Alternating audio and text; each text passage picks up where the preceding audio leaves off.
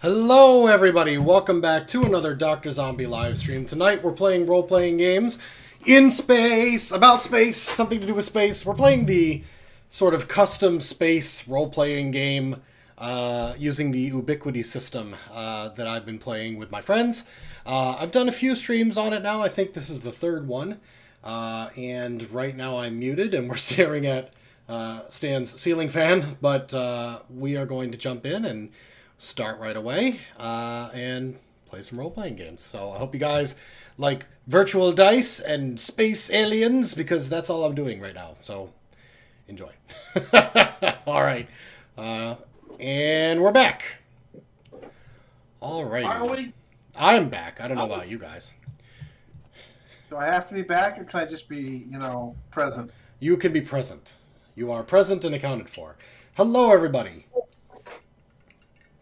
So, last time in space, in the Wolf system, orbiting one of the planets that is mineral rich, you were working for Musk Teflon Industries and overseeing their brand new jump gate technology that they were proud to do the ribbon cutting on. And of course, because it was Divad's project, and he has notoriously great luck, it all went horribly wrong when a strange spaceship appeared out of nowhere shortly after the launch of the first ever faster-than-light travel ship, and then destroyed the project that he had spent months and millions of dollars building. Following that, you experienced first contact with an alien species that identifies themselves as the Feldar. And through a series of psionic memories, you've determined that the Feldar are having a bad time in space. It appears that some decades, or maybe even centuries after beginning their very first space explorations, they developed a technology that allows them to move in warp bubbles that appears to be leading a different alien species right to their doorstep. A species that they have identified as the Wrath. And through a series of frightening memories and barely visible off-screen pictures, the Wrath appear to be some sort of scary aliens that eat the Feldar. The arrival of this new alien species was met with the normal amount of trepidation, confusion, and paranoia, as you'd become accustomed to on Wolf Station. However, this was somewhat alleviated by the arrival of the mysterious purple fruit. These pears that the Feldar like to hand out in what is sort of the space equivalent of a gift basket. Some people, including at least one in the party, have taken it upon themselves to consume the fruit in violation of the direct orders of the station. And it gave them a temporary window into the Feldar's world of thought. The ability to not only pull thoughts from the Feldar, but also apparently from other humans who have ingested the fruit as well, and for them to pull memories from you. The Feldar used this newfound ability from Arthur to learn very quickly English, and were able to speak in a bit crude way. They don't seem to understand all the concepts at once, but also Arthur doesn't exactly know how to build a hyperdrive yet either. He's kind of writing down some theories and some notes that every hour that you look at them, they make less and less sense. They were easy to understand when you wrote them down, but now it's like, wait, what theories was I writing? Why does this work? The math here kind of adds up, but I'm not sure how, and so forth. Really? Oh, it sucks. Yeah, it seems like you were able to pull some very advanced concepts really quickly, but the foundational memories aren't sticking, and you're having trouble remembering them the way you might have experienced a dream, and then that dream sort of faded away. Which is why I tried to write it all down really fast. Yes, you were making tons of meticulous notes, and you're pretty sure if you could get this published, you'd be considered one of the brightest minds in hyperdrive development. However, if anyone asked you about it, you would probably spend most of the time going, look at the numbers, the board, you know. But certainly, regardless, you have advanced human propulsion theory decades. If anyone can understand it. If anyone can understand. Yep. Other things that happened previously. There's been a little discord on the station over the fact that some people would really like to eat the fruit, and others are trying to, keep it away from people. Basically, a few pairs have been smuggled. One definitely, a chunk of it went missing from medical, and I think 2 other pairs have gone missing. One of which Arthur ate in front of everyone, and then did you throw the remaining pair into the crowd? I can't remember. Yes. I tried to throw the remaining pair into the crowd. You took a bite and threw it to the crowd, and I think somebody grabbed it and ran off with it. And I thought there was a small riot, and then yes, basically prevented it from getting actually out into the crowd. Yeah, I think that may be the case. Is that there was a bit of a fight, and somebody from security grabbed it and hauled it away. Regardless, that you know of, or rather, only Stan knows of, 2 people other than Arthur have already ingested fruit. And that one, of course, being Stan's character. Let me pull it up. We haven't met yet since Stan ingested the fruit, have we? No. Matthias. No, I did it after shift in my own quarters. Matthias Anders and a woman from MedLab, who I don't think I gave a name. I don't remember. It's been too long. I will add her name to the game Bible. I'll just create a people who have eaten fruit section.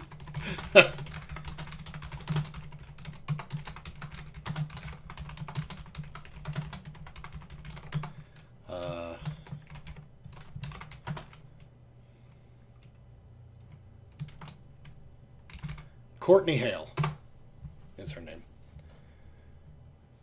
Okay. And I think that's about where we left off. Courtney and Art and Matthias accidentally exchanged some very personal details.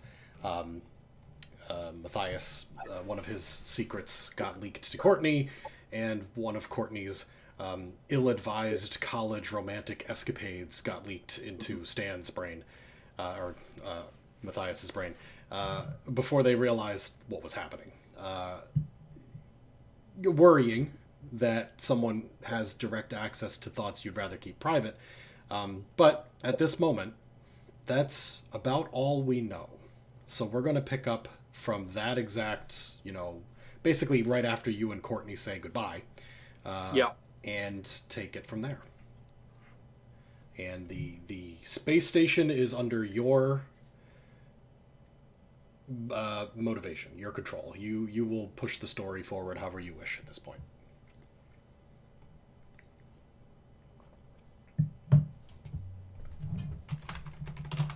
All right. Or not. If you'd rather say, you know what, you do something, Phil. I'll move it. No, as I remember, I was kind of curious to see, I was kind of using my eating of the fruit to kind of get a sampling of how many other people have eaten the fruit, and was wandering around the space station. Okay. Just to see if I get any other pings. Do you have a specific area that you would like to go to, or would you like to roll for this? Just roll for it. Okay. That's fine. Let's you want me investigate. Investigate would be good, if you have it. If not, intelligence.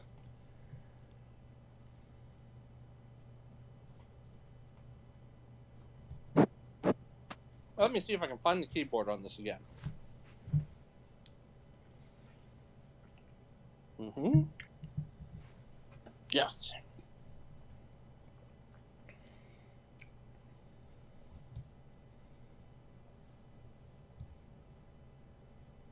Two. Okay, a 2. Walking around the station, you do not sense anyone other than the other doctor that you already bumped into. Okay. In your thoughts. And it takes you a few hours to do this. You're wandering from floor to floor, walking through common areas and up and down hallways. And you're finding... Yeah, I mean, you're occasionally, your mind is wandering back to the memories that you pulled out of Courtney's brain, and you're finding them harder and harder to remember. When you first felt them, it was like you were actually there. You felt the shame of what you were doing, and the alcohol flowing through your system. It was all very real. Now it feels like, at best, a faded memory of a movie you maybe watched, and it's starting to get harder and harder to pull. But you're not sensing anybody else, unless you specifically seek out Arthur, which you know he ate the fruit. But if you're trying to avoid him because you don't want him to know that he knows that you know, Right. then you stay the fuck away from engineering. He knows.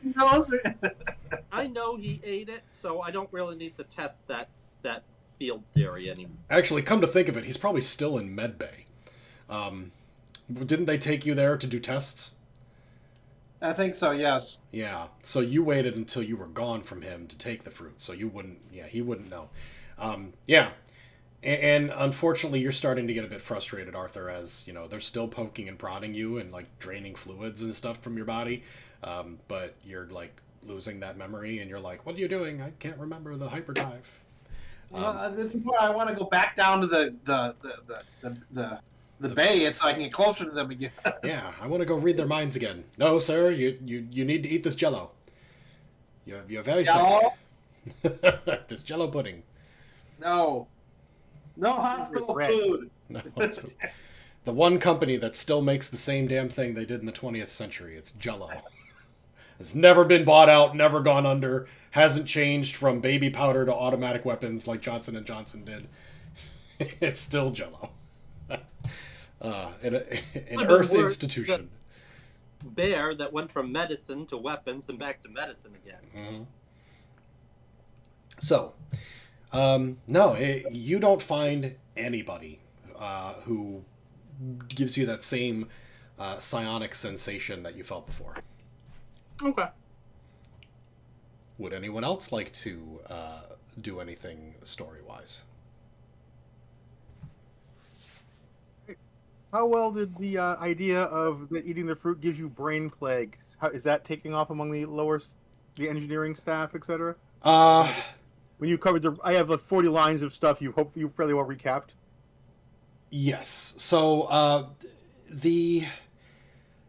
strangely enough, with the elimination of the cult that you guys had to get rid of a month ago, and as odd as the sudden appearance of aliens in a new ship is, the general feeling amongst the crew of the space station is less xenophobic now than it was before.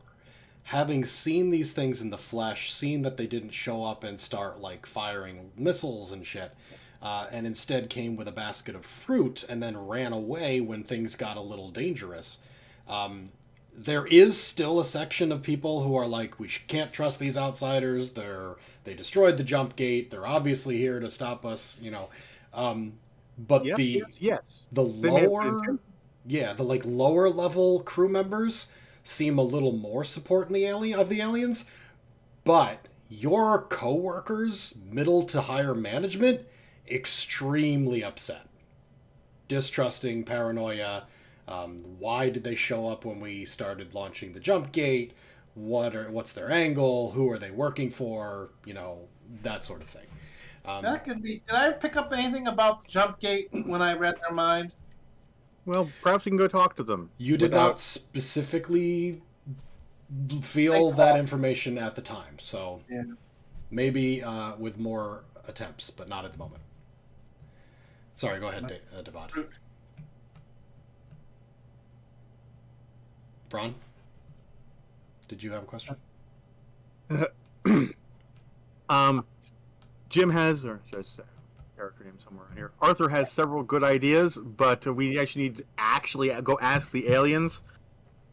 Like, all right, I'm assuming you blew up the gate for a very good reason. It looks bad. Please explain your reason. Right. So the good news is, after a uncomfortably long amount of time in sickbay, Arthur, you are allowed to basically leave. You are not being held by security, either through their own, sort of foolishness or just, lack of attention to detail. At some point, you tell a doctor, hey, I don't want to be here anymore. Can I just go? And the doctor's like, it's really a bad idea if you do that. And you're like, yeah, but can I? And they're like, well, we highly recommend. And you rip the thing out of your arm, the IV, and you're like, fuck off. And you walk out the door. Robe. I would take control of the guards to tase him. Robe tied in the back, but that's it. And you just put your slippers on and out you go. Because you've got more important things on your mind than being poked and prodded for another hour. But yes, you exit medbay. What would you like to do next? I suppose I left all my clothes behind, didn't I? You're in a hospital robe. You're in a hospital robe. Go to my room and get dressed and find something to eat because I'm hungry. Yeah, you're starving. Yeah, you're actually quite hungry. Yep, no problem. You go to your room. A couple people sort of look at you funny as you walk by. Some maybe recognize that you're that weird guy who just took a big bite of the alien fruit, and they're like, oh yes, he's clearly crazy. He's walking around in a robe. It's obviously brainworms. But you get back to your room and get into your uniform, and where would you like to go next? I think, okay, would I be aware of any kind of place I could, upload my notes to in the public domain? Yeah, sure. There are online... So, of course, you have private storage, memory storage. But you have essentially corporate knowledge-sharing sites. Engineering, doc portals, and file transfer, all sort of stuff. I mean, it's a massive... not corporate? It's all corporate controlled, isn't it? It is all corporate controlled. You have access to public domain sites. However, you are aware that anything that you access may be monitored by your IT security type, portion of the company. The ones who just failed their audit? So if you're going to upload a bunch of documents or information, especially if that information could potentially be patented, you might run the risk that someone finds out that you did it. The thing is, I want to spread it as far as possible without it being blocked by the corporate bureaucracy here. Okay. Good luck with that. You don't have a lot of computer knowledge, right? The only one that you know of that you semi-trust at the moment is Devad. So I'll go find Devad and explain what I want to do and see. It's like, I don't mind if Teflon Musk has it, but I want to make sure other people have it as well. Is my goal. Okay. Devad? I will attempt to explain to him the last century's worth of patent wars and the death of the public domain. The fact that I am highly opposed to giving this away, just giving it away, because, we have to recover something from this. Do we... You have an idea, you have some theories. Great. Corporate's not going to let you spread it. Hell, I'm not going to let you spread it. Besides, you're insane and eat the damn fruit. I have some ideas and some theories, but they're not complete. They'll need a lot of work by a lot of smart people that aren't here. Mm-hmm. He's worried that Teflon Musk is going to bury it. Like the oil industry has buried a lot of things over the years. To be fair, in Devad's side, Teflon Musk is the first industry to attempt, and it appears successfully, faster than light travel. So if anything, the brightest minds in Warp Bubble are in MTI. Allegedly. But, of course, I understand where Arthur's coming from. Devad is like reciting many references of why you should not give away company information and why everything you think of while working for the company is company information. I was going to say, probably somewhere in the paperwork he signed is everything he uploads belongs to the company. Oh, yeah. It's not even, like, hidden. It's not, like, behind legalese anymore. They don't have to do that. You basically are one of those people who has to buy the equipment from the company to do your job, which then, winds up costing you money because, the same shit they pulled in the 1800s. The company store. Yeah, you're in that kind of boat. It's not quite as bad as back then. You do have some government oversight and whatnot, but it certainly is not as easy to get out of the hole as it was to get in. But it's still not impossible. But it looks like Devad might not be. First to ask. Yeah. If only you could get some more of that fruit to people. How do you feel? How long did the state of euphoria or whatever it was that hit you last? Euphoria. It was simply, I guess, temporary telepathy, maybe. Mm-hmm. Is that the only way to talk to them? No, they do. They do figure out. They did figure out English. Do you think they lost it as fast as you lost whatever you were blithering about? Hard to say. We'll have to go back down and ask. Think you can get us in there? Well, I have the key because I'm. But Let's go I down have and ask. lots of questions. So has anyone seen our pilot? God, he's probably selling more of the fruit he stole. And where's the doctor? He's not in the station. Yeah, last I saw. Yes, it's called free time, Ron. Some of us actually have it. Not you. Not me. You're trying to climb that corporate ladder. Oh, I'm trying to climb the corporate ladder so I will have free time. Oh, yeah. And stock options. Yeah, my stock options just went belly up with a gate. Yeah, well... Actually, that's an excellent question. A quick check of the stock ticker. A quick check of the stock ticker indicates that MTI's stock is just going up hand over foot.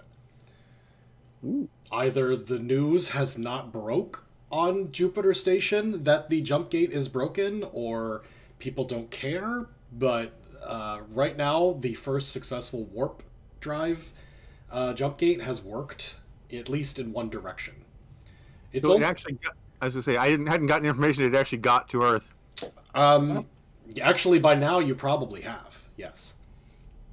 The ship arrived at Jupiter Station. There was much rejoicing. Everyone, like the news articles that you're getting from public domain online sources are, calling it a brand new step for mankind's travel, and etc. Yeah, everything is very, very positive spin. There is no information about the jump gate being destroyed. Well, the ship wouldn't have known that if it had gone through before it was destroyed. Well, the ship was unmanned. It was sort of not a probe, but a cargo container, basically. So there must be some kind of news blackout here. Well, yeah. You mean after the boss delivered to all open comms? MTI is the only corporation in this star system. They have the only claim here. So they must have some kind of blackout on posting things. And a real quick attempt to upload just a very basic message to any news board will confirm that there's a 404 response to your outgoing mail. And can you speak up a little, Tom? Not Tom. Wow, Phil. Yeah, sure. Sorry, I'll move the mic closer. Apologies. Basically, I was saying that any attempt to send information out is being blocked. So this basically works backwards to let Arthur know that, all right, if they're not if this very important public piece of information, the gate just got pantsed, which happened on live TV, has been suppressed. You're not getting anything out of this station. It's unfortunate, but he must be right. Well, not must be right, but I wonder if I hate physical. being right, especially too many times in a row, because that means I've missed something. All right, fine. You want to go down and check the hangar or not? Yes, because I have so many questions. Okay. Matthias, anything that you would like to do after making your rounds through the station? I'll head down towards the hangar, see if I can't pick up any. I'll say it does occur to you at long last, after looking for other humans, that you do know of 2 other individuals on the station who have consumed the fruit, other than your coworker, and they're currently in a banana-shaped green spaceship. So you head down there as well, and as luck would have it, Peter Langdon is in the hallway. Well, I call it hallway, but it's a massive, just open area where cargo is moved in and out, equivalent to an enormous warehouse on the outside ring. Standing, and he's talking to a pair of other pilots that he knows, and basically describing to them, because he was up close, what happened when the ship crashed through the jump gate. Big mess, oh my god, huge explosion. Something didn't happen that day, So he notices the 3 of you arriving at different times and then joins up with you. The cargo gate is closed. There are 5 security guards there with assault weapons. And one of them is Jax. And as you get closer, you pick up a memory of playing baseball in high school. And you vaguely recognize that you're an African American as you swing and hit a homer to win the pennant. Ron, you're not getting this unless you ate some of the fruit as well. And you vaguely get this memory as you sort of walk up there. And Jax kind of gives you this wide-eyed look and then smiles a bit and then lowers his rifle a little. And he goes, "Hey, guys, how are you doing? What can we do for you?" Now, did both Jim and I get that memory? Yes. And did Jim and I swap anything when we came into range? So let me clarify. If you want to avoid him, you see him in a distance, you can veer off at the last minute and say, "Fuck at this, this I'm not point doing it doesn't matter." Yeah, you guys do get a little bit from each other. Just a quick memory of something that you're proud of. But nothing more. Okay. Just some, small bit of Matthias in his graduating class from medical school, and Arthur fixing an old beat-up Chevy, getting it to run over the summer or something. Getting the gas. Mm-hmm. The old petrol. Yep. Yeah, it's a double antique. And then, you kind of have this moment of recognition that, okay, we get this. Jax seems way more interested than you guys are. For a moment, he goes, "Did you guys..." And then he looks around at the other security guards. "Need something?" Did we? No. Yes. Oh, and excellent! Devon has no clue any of this has happened. Devon and Peter assume that he's just talking directly to you. What do you need? What can I do for you? All right. I need a lot of questions to be asked. I'll need a secretarial stenographer, I can use one of these more. Come on. We have questions asked, such as why do they think universal pacifism would work, and do they understand that we could actually help them solve their problem by not becoming universal pacifists? So what he's saying is we need to talk to the aliens. Please open up. got it. I understand what he said. Jax looks at the other security guards who are all kind of staring at him. in a kind of semi-defiant stance, and he goes, "It's okay. These three have permission to get on. I've checked their credentials." And they all look at him, and then they nod and they move aside. And he swipes his security badge and opens up a small door leading to the much larger cargo room. And he waves you guys inside. He says, "I need to accompany them, though. So you guys stand guard out here while we go inside to make sure the aliens are still there." Yes, guards, that's excellent. To make sure that no one else comes in here unescorted. Thank you, Jax, for reminding me of that problem I forgot about. Nobody else comes in at all, not escorted or else, unless it's Paul Reichman. He's the only other person that has the clearance right now. What about what's her name? The bot O'Hara's already in there. biologist. Jessica Kara? No, she's not there. She's really? She should be camping in there. No, she's up in her lab actually right now. Unbeknownst to you, she's looking at samples from Arthur. Going over them, but she's dull boy. She also took a piece of fruit with her, I believe, to examine. Yes, she has a piece of the fruit. Yeah. You did not walk by her office. No. But yeah, she's up there doing research. In a much more scientific way than simply biting into a random alien fruit. Anyway, so you get in there, and I did plenty of proper science before I bit into it. I did a lot of science, and when that didn't work, I crammed a purple grapefruit into my mouth hole and saw things. Do you still have some of it, Stan? Or I mean,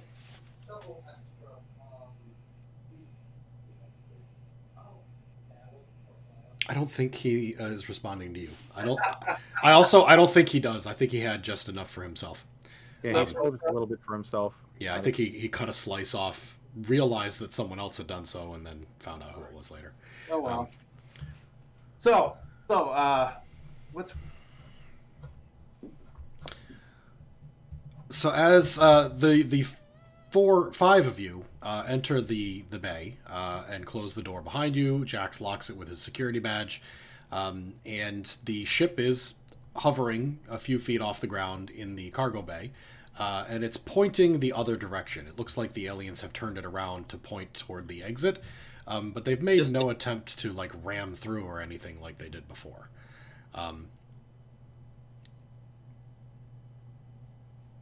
You're here. Yes. All right. okay, so do I remember anything about how to get into this? I'll just go up and knock on the hall. Knock on the hall. Yeah. Okay. Or like from the outside. Can you hear us? All right.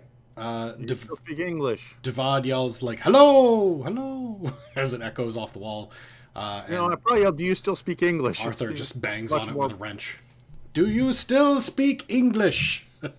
Parlez vous français? Sprechen Sie Deutsch? They don't respond to your shouting. And then a few moments after you clang on the hall with the wrench, the portal at the top hisses and pops up. And one of the aliens pops its head out with the huge bubble helmet and looks down at you. I wave. And smiles really big. And then pops its head back into the spaceship. You hear... Actually, you probably wouldn't hear anything, because they speak mostly by relaying memories. And then both of them slowly, spindly, start to climb out. They appear to be having a lot of trouble moving. Something about the space station doesn't jive with their own personal view of how heavy things should be. I can't remember. Does the station use grav plating or centripetal force? Force. Centripetal force. Yeah. So we can't lessen the gravity force. Right. Right. No, take an inward. Actually, it seems like perhaps the opposite. Like maybe. No, actually, no. It would be lesser. Yeah. Okay. So yeah, they seem to be having some issues moving up and down. But they slide down the side. One of them slides down the side of the ship, and the other one comes to the top of the ship with a basket filled with purple fruit. They got more.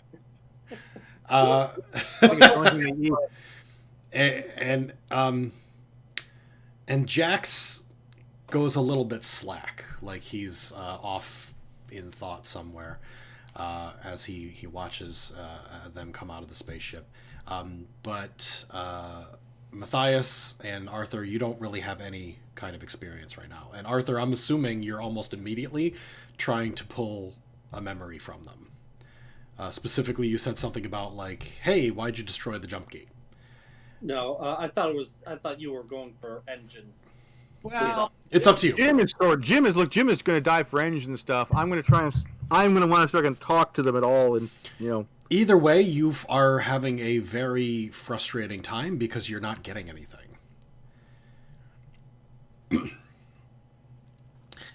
is the fruit basket close? So can I take a fruit and give it to Devon?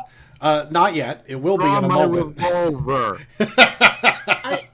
I will specifically, once they get within range, the one that's slid down. Yeah. I will ask: is the fruit short term? Does it wear off? So the alien looks at you and smiles and goes, no.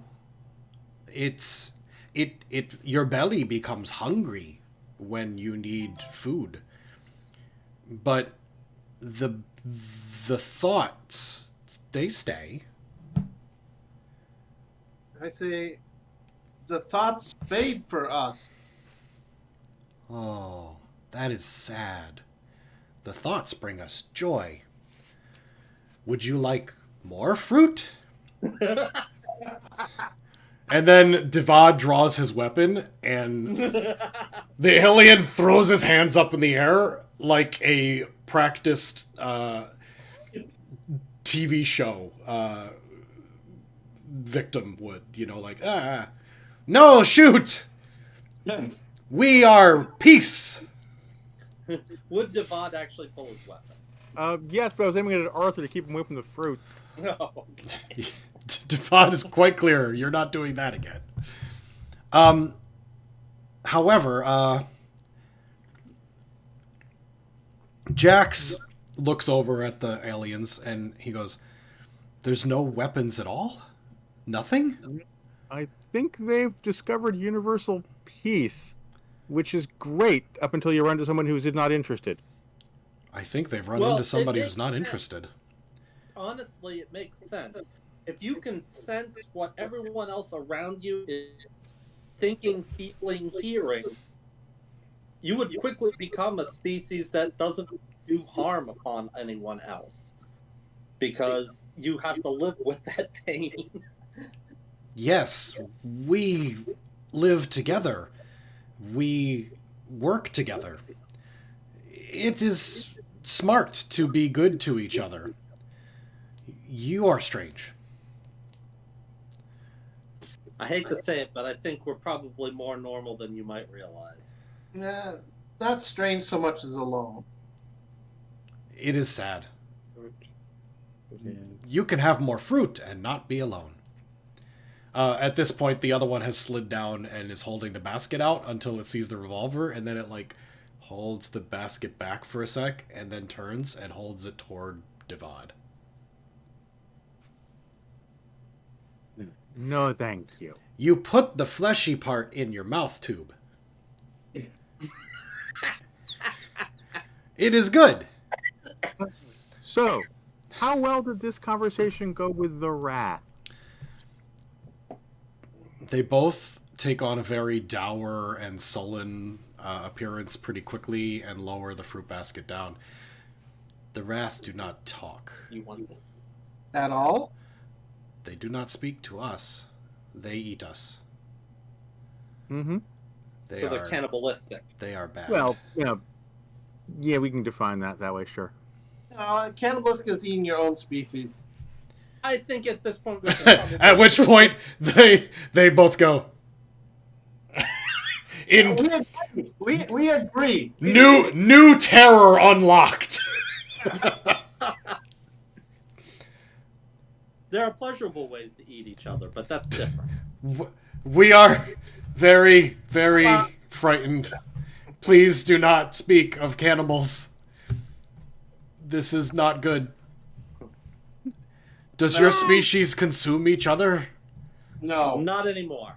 not anymore. Rarely. How did you get to space?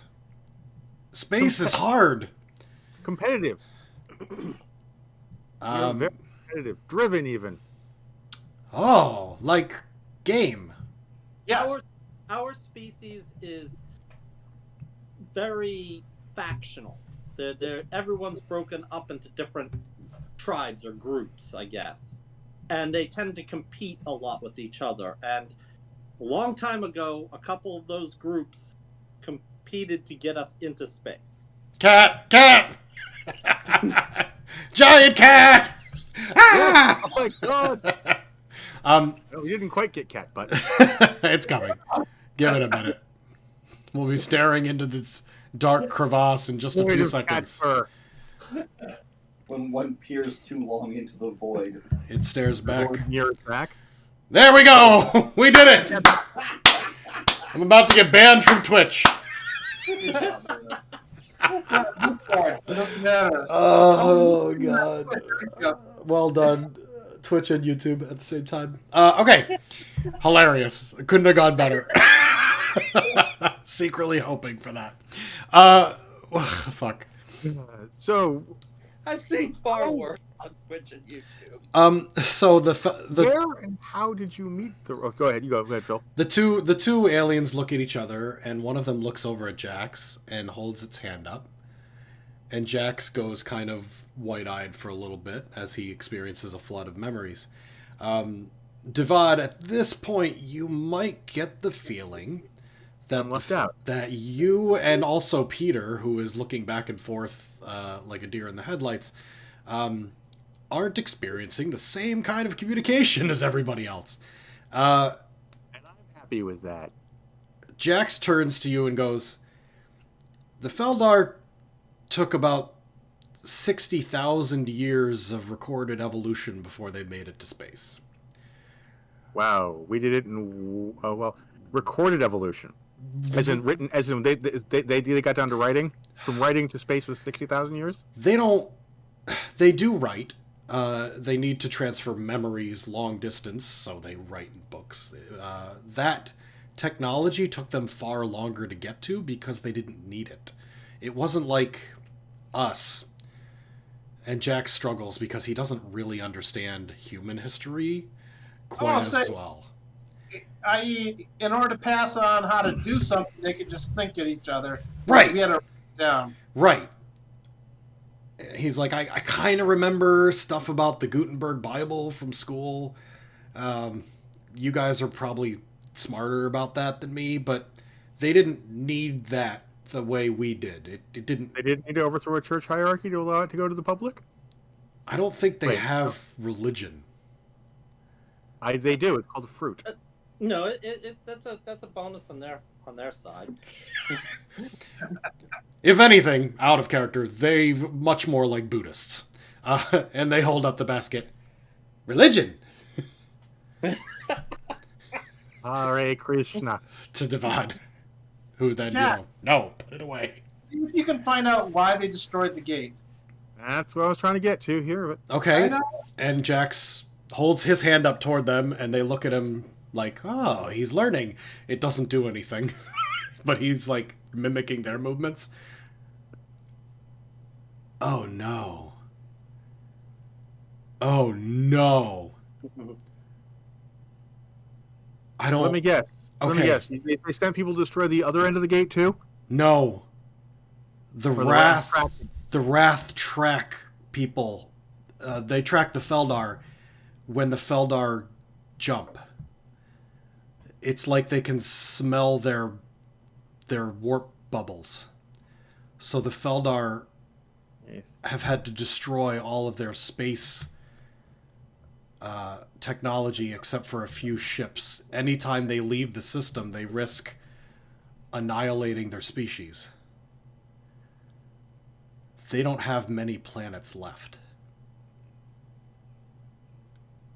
And do they track just your form of jumping, or do they track all forms of jumping? Do you have any clue? I'm assuming you destroyed our gate out of kindness, then maybe. I'm a bit confused as to why, but they say, or they think, they saw, ah, eat the damn fruit, and I could tell you. See the rejection I'm making. They saw. I made a movement towards the fruit.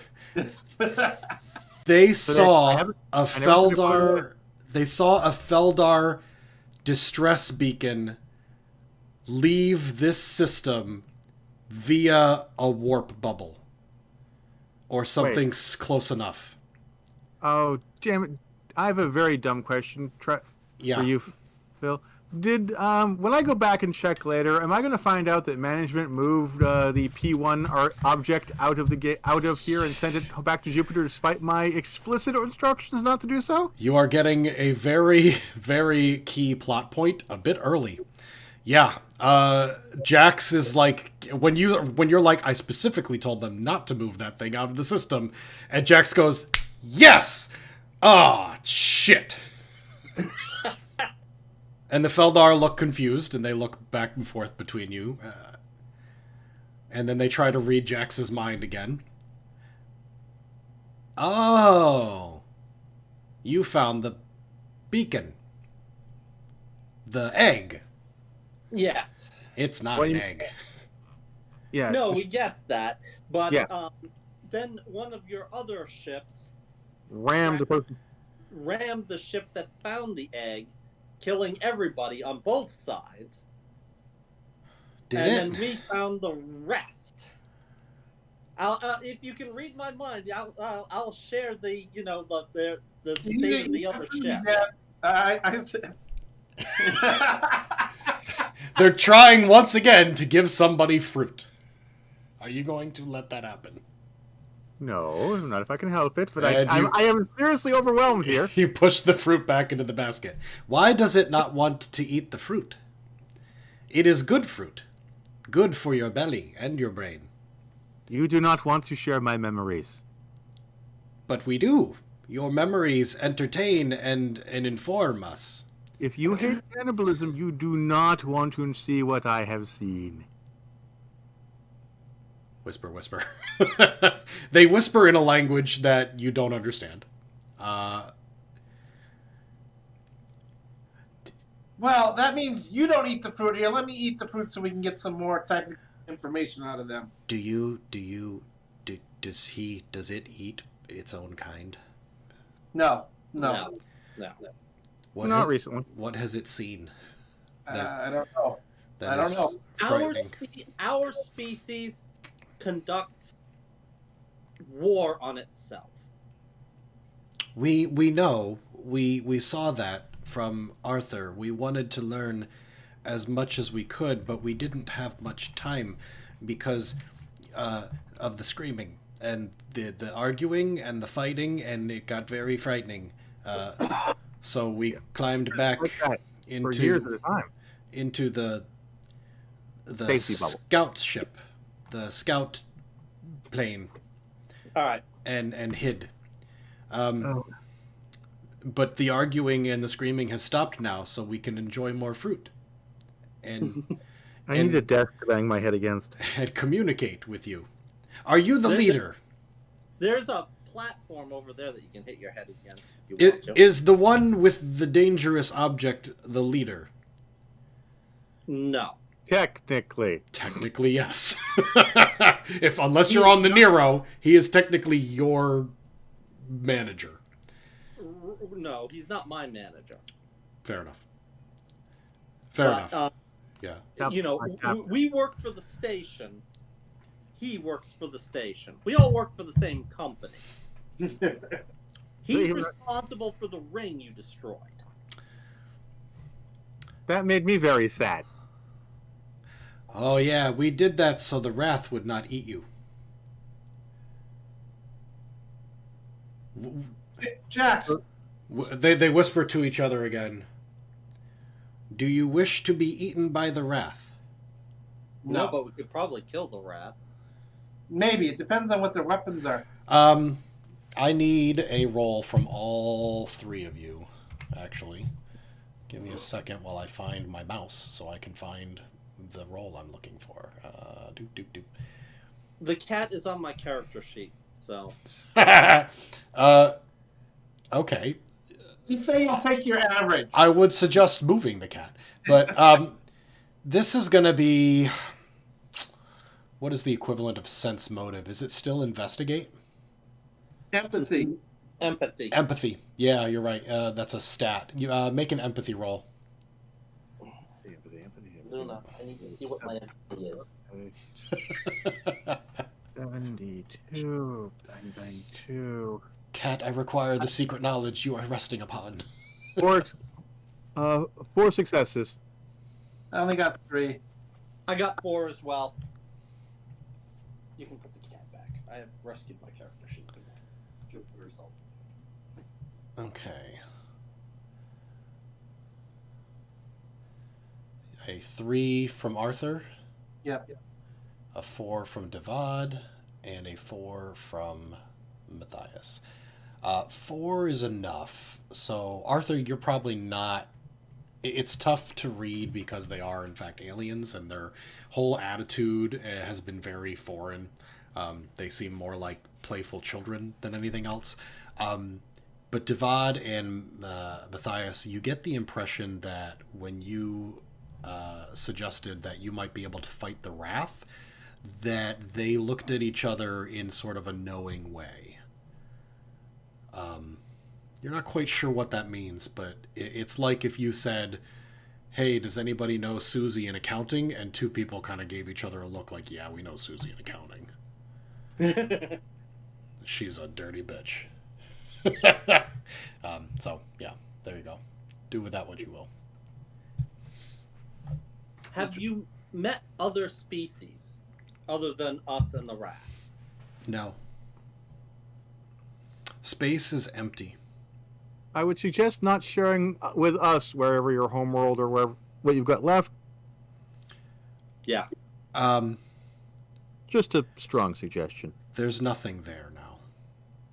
No, in that case, you might be able to share it with us. But that's a good example of why we need to smack things. It is at this star system. But it doesn't know the word for the star system, so it's like, it's at Greebonk 4. All right. I need to stop down. I'll be busy with my computer getting up star maps to try and get them to agree to where that is and matching our charts. It's going to be off in, God knows what quadrant, but... Yeah. Yes, we would like to share our star charts.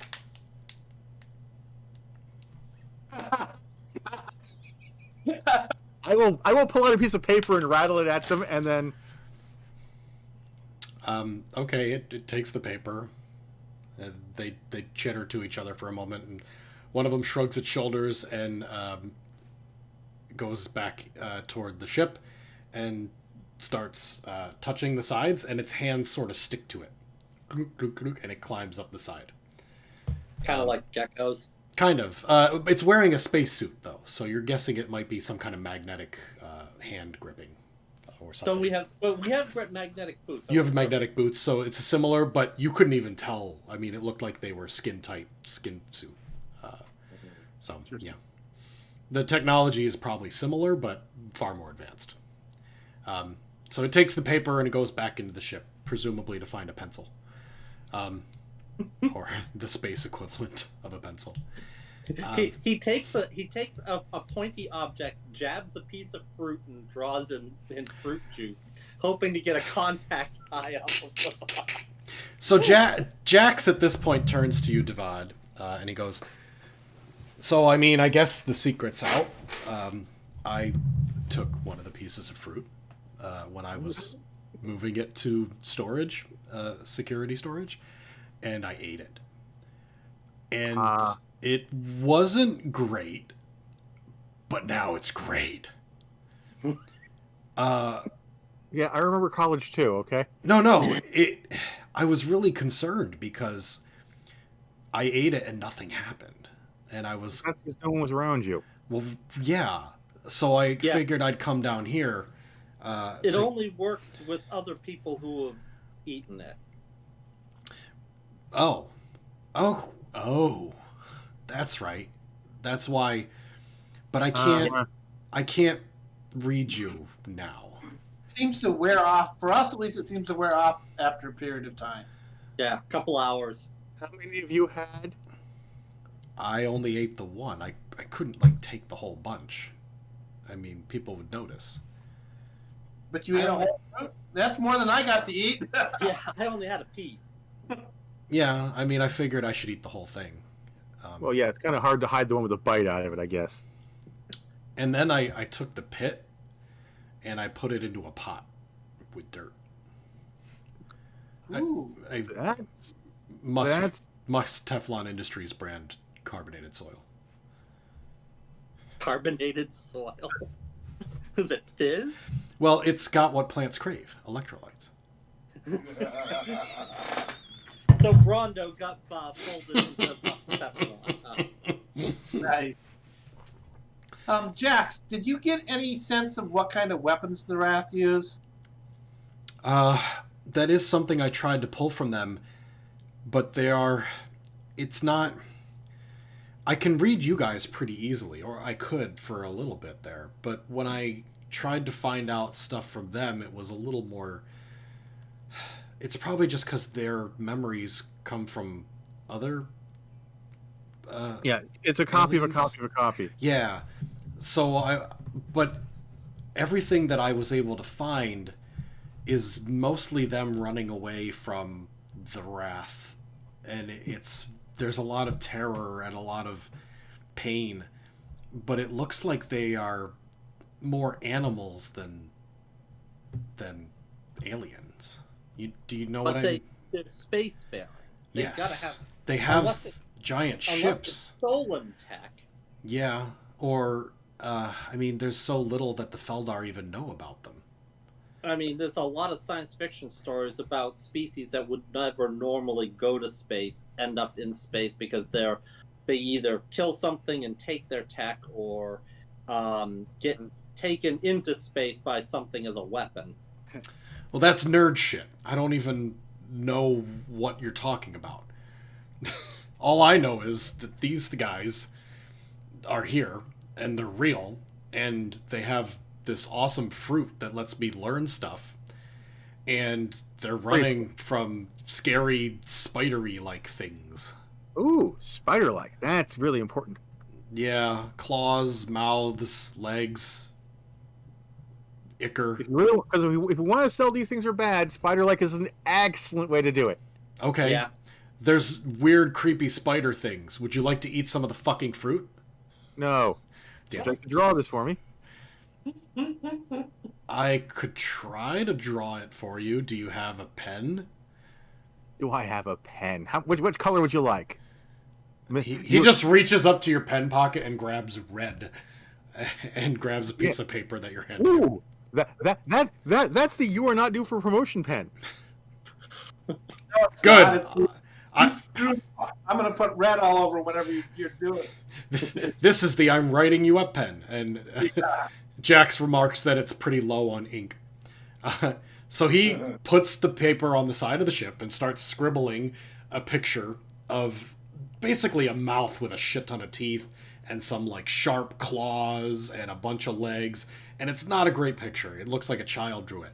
But the four of you, including Peter, are all crowding over him, looking over his shoulder, and then behind you the Feldar like peeks its head over because it's also curious to see what's being drawn.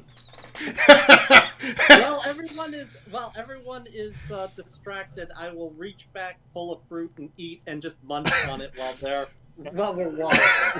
Out of character distraction has succeeded. I love it. I see this as Matthias isn't even aware that he's eating the fruit. He's just like, I need a snack while we're watching. And just pops one in his mouth. And then Devon's like, dude! No! It's a good idea. I didn't think of it. Shoot! Son of a bitch, a distraction. It's so simple. At this point, the other Feldar pops out of the ship, and it has basically a small sphere that's pointed on one end, and it's got on the star on the paper. It's got a pretty basic star map, and like a couple arrows with some alien language on it.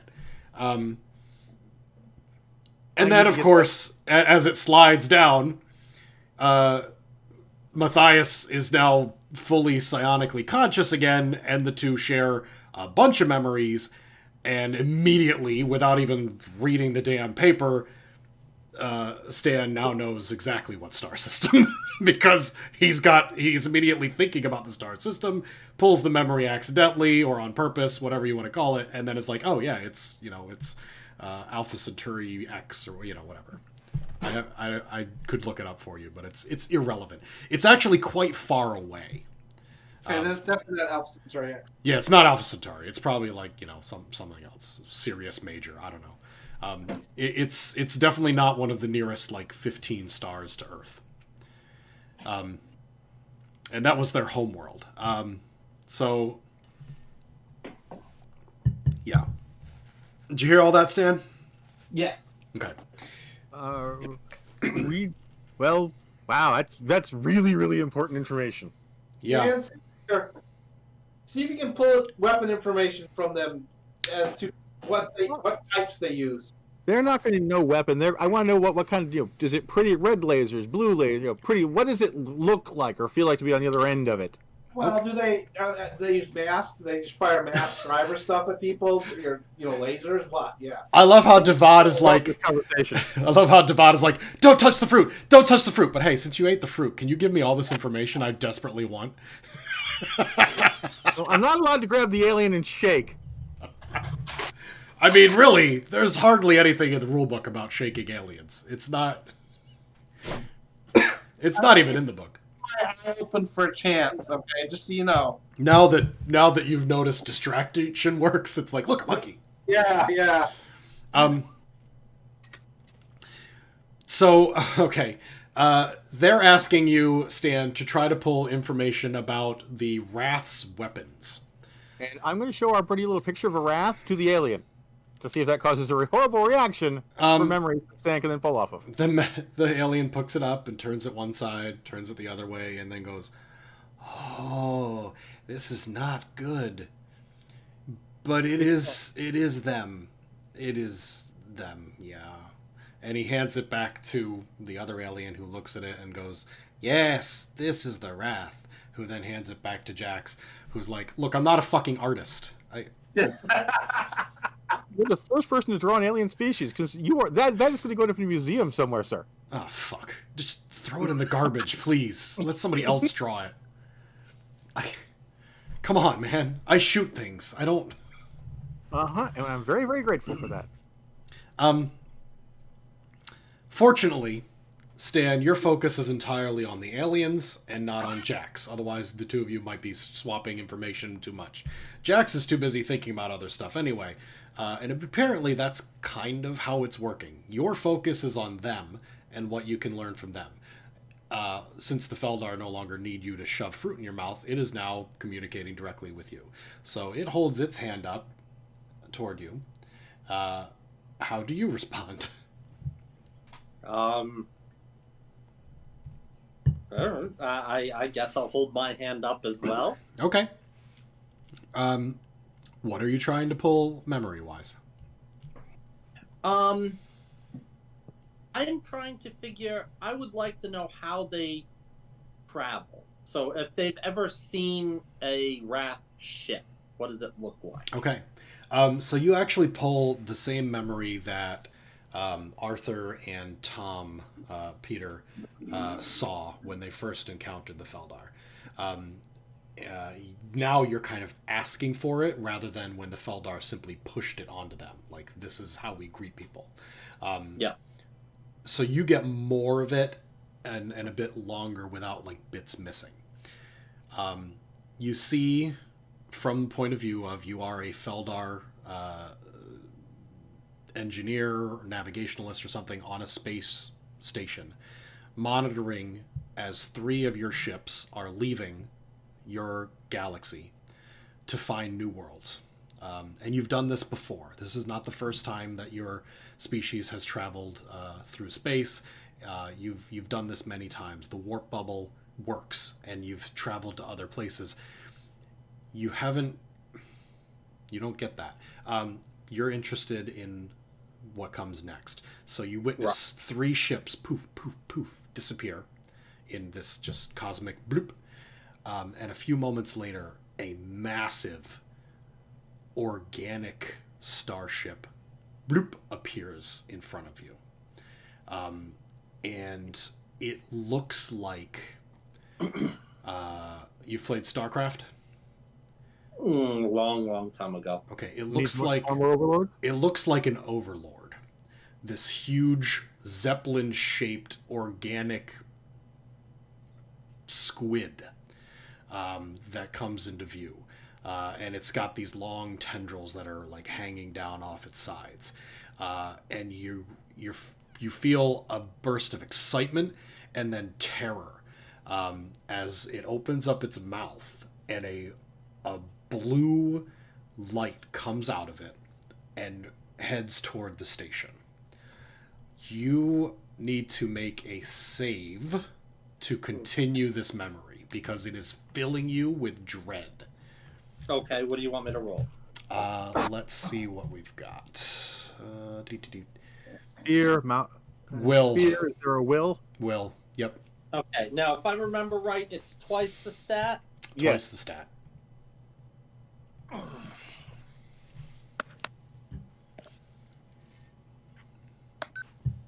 There's a 3. picture. Yep. 3 is enough. Back in the real world, you are gasping and panting like you're being chased, but in the memory, you are holding on to it. The blue light strikes the station, and it shakes a bit, but it doesn't destroy much. It doesn't like blow a hole in anything. But what it does do is it powers down the shield that your space station has. Why don't they have shields? It temporarily goes offline. The Feldar do have shields, and you've known this. They have them when they... Yes, that's how they ram with them. You panic, and you're trying to restore it using your console, and you look up, and a bunch of tiny, we'll say like maybe 1 meter by 2 meter cylinders, organic with flagella attached to the back, are coming out of this massive ship and heading toward the station. And maybe 100 of them crash into the sides. These, however, breach the side. They sort of clap onto it and then chew through it. And you see a different memory. Someone on a different level of this station watches as a hole gets gnawed through the wall, and then coming out of what it looks like some sort of organic egg or cocoon and into the hallway where you're standing is this large spider-like creature. And you've never seen it before. You don't have a word for it, but it's terrifying. It stands up on its back legs, and it opens its mouth, and it has 2 enormous fangs, and it reaches out and grabs a Feldar nearby, a friend of yours who works with you, and you've known him for decades. It grabs him by the shoulder and pulls him and just starts tearing at his flesh with teeth and claws. Jesus Christ. I need you to make another will save.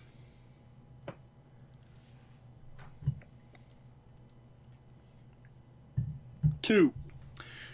You take a point of damage as you break out of this memory in pain. Just because this guy just got eaten. Yeah, in front of you, and you felt his pain as he was being chewed, as his memory was forced onto you, which you then accidentally pulled out when you were trying to learn about the wrath. Right. You don't have any physical wounds on you, but you feel aches and searing pain in your shoulder as you gasp and come back. And doing this, the 2 Feldar jump back in surprise.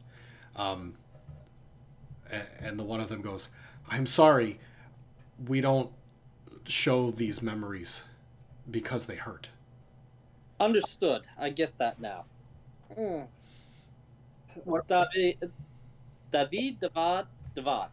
David, Davad. To answer your question, their attacks open with an EMP type attack that takes down energy shields, power systems, what have you, and then they swarm the ship with these organic, whatever their target is, with these organic capsules that are full of the spider-like creatures that literally come on board and tear every living thing into pieces. What a look! And that was their first contact. That was the first time they met the Wrath. Wow! And you guys decided to talk to us at all? We didn't know what we would find. We thought that a Feldar ship had come here, and we lost one recently. I will share with them the information about the other Feldar ship, and I'll leave out the autopsies. They don't need to see that. They see it. But they were curious, and they're like, we now know what happened. It is okay. We probably would have cut you open too. Curiosity. If you were dead, we would not have done so if you were alive. That is painful. Understood. Yeah, they were quite dead when we found them. We are sad, but we have lost so many. No, it's all physical attacks except for that EMP weapon. Yeah, it seems like that. And their main ship it's everything of theirs is organic, or at least organic looking. So even the boarding ships, they don't like cut a hole. They literally chew a hole through the hull. I wonder how the propulsion works. They obviously are warp capable, but still. So we saw no tech, just some organic, effective tech. Well, they warp. They obviously warp, like he said, and they can take down shields. That's some kind of tech. Yeah. That is not... Taking down shields is not something you develop accidentally. Well, maybe. It all depends. There are many instances in our own oceans, when we still had oceans back on Earth, where sea creatures had defenses and other sea creatures developed completely organic means of overcoming them. For all we know, wherever they came from, they had to develop that to become the dominant species in their system. While you guys are talking, one of the Feldar looks over at the other Feldar and says something. It's in the Feldar language, but anyone who's eaten the fruit kind of knows a little bit. And he basically says, "This is fascinating." They think so quickly. And the other one just nods and is like, he absently just eats a piece of fruit. Go on. Anyways, we don't know. This species could be, for all intents and purposes, not all that intelligent. It may just be a natural evolution, a space-based organism that moves from system to system, devouring anything organic it runs into. We need to... Davad, is there any way you can get through the blockade to Jupiter Station? The information blockade? I think this actually... I don't think we're going to have to go through the blockade. I think we're going to report this to management. Like, this is stupidly humanity-saving important. Would they believe you, though? I think we should talk to Peter. Jessica? The scientist, the exobiologist. Yeah, she's going to have the best information about what that weirdness is. And 10 to 1, she's already eaten fruit, but... Well, I'm just saying, she's probably going to have... Between her and the guy who's researching their ships, the two of them are going to have the best chance of hitting upper management bypassing the craziness that is the actual management of the station. We have information. I think you might want this.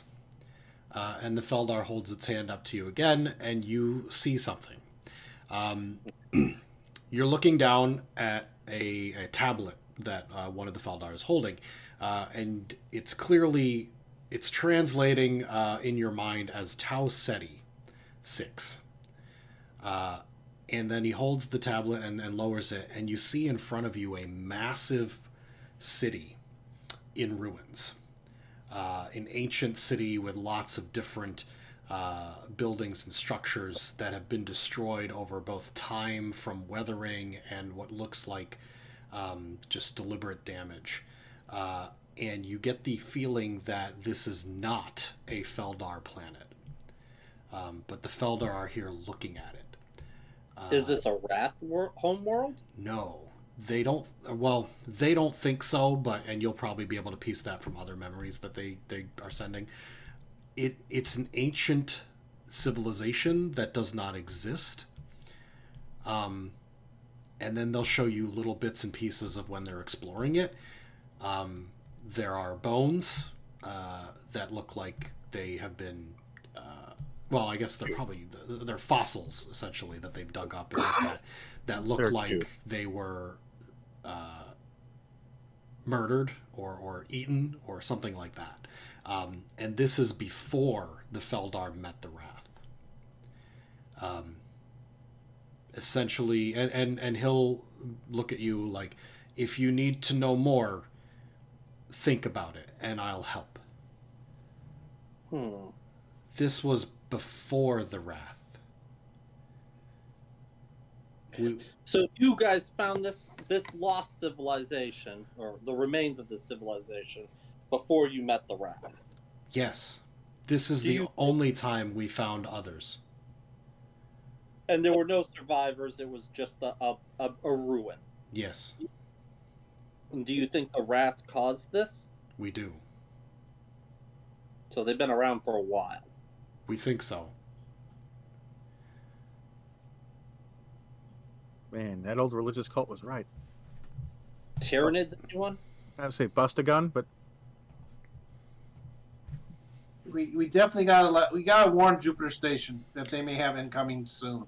This was 1,000 years before we met the Wrath. okay. Well, the only thing I think we've got going for us is the fact that, this Tau Ceti place, how far away was that from their homeworlds? It was one of the last systems that they had explored. So pretty far out. Yeah. And one of the last places they got to before they bumped. Yes. They don't move quickly. It seems like their race is not driven toward scientific discovery all that fast because of the whole not competing much. They thought that it was the best way to live. Why wouldn't you, want to all work together in peace and harmony? But, you can piece together that it kind of turns out that it moves very slow as well. Mm-hmm. Hence why it took so long to... Necessity being the mother of invention, and when you live in a paradise, there's no need. And it does not exist. Yep. In fact, it seems like the only reason the Feldar went to space is because they were being overpopulated. Which is no longer their issue. Yeah.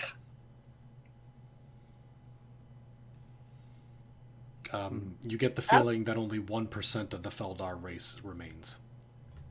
Ask them if they have any pictures of the world after the Wrath invaded it, an actual planet, not the station. Well, you can ask that, and they can transmit it to me if they want. He can actually transmit it directly to you. This might be scary. Yeah. And he sends you a vision. So you are a Feldar on a scout ship. You've flown out into deep space for several months to get away from your local colony because you know that the Wrath can sense the leaving the warp bubbles as they exit a system. And you travel back to a colony that you are supposed to be checking on that you haven't heard from. When you do, you arrive over orbit of the planet, and you immediately know that something is wrong because the space station that's there is adrift and silent, not responding to your communications. So you land on the planet. You get out and realize that the whole place has been destroyed. Most of the buildings are still intact. They're still standing. There's just evidence that there was a conflict. And there are body parts, skulls, bones, blood smears everywhere throughout the streets. And you at one point find something that you don't recognize in a house that you remember as belonging to your sister.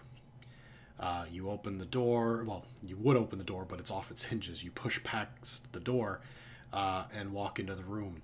And there's this glossy, translucent brown thing lying on the floor on top of broken furniture. And you reach out and you pick it up. And you realize that it is a shed exoskeleton of one of the Wrath. And then you have a panic attack, and I need you to roll a will save. Ooh.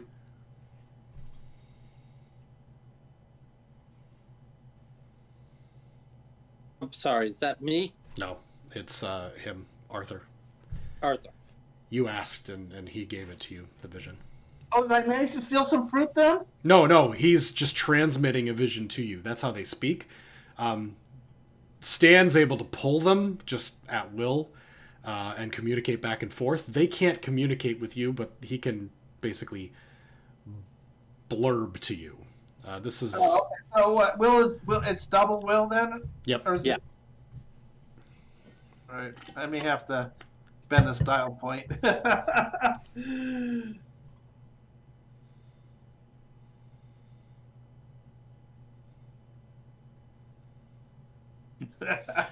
Oh, man. So you have a will of 1? Yes, I have a will of 1. You said you're Nice. spending a style point. Was that for the extra die? What? You said you spent a style point to make sure they're both 2s? I'll make a style point to make sure they're both dudes. Okay, you have a panic moment. You run out of the building. You have this like depressing fear and knowledge that your sister was probably ripped to shreds. For a moment you feel sad because you're glad that you don't have to witness it. You don't have to feel her memory of pain of dying. As you run back to your shuttle, you climb up into it. You take one last look over the town, and you notice a pack of Wrath are coming your direction. They're running. They look like a pack of wolves moving together. And you slam the lid shut, and you take to space. And that's where the memory ends. Did it look like they so it was just animal, they didn't attack the plants or anything organic, it was just meat? It does look... So the Feldar don't eat meat. They are vegetarians. So this world does not have any like livestock. If the Feldar did bring animals, they would be like pets. But you didn't see anything during that vision that indicated anything was Like they alive. scoured the fields too, or not? No. There were trees, there were orchards, but nothing was alive, animal-wise or humanoid-wise. Okay. Yep. I'll definitely pass that on. Say, looks like they attack strictly. They're They're carnivores. strictly carnivores.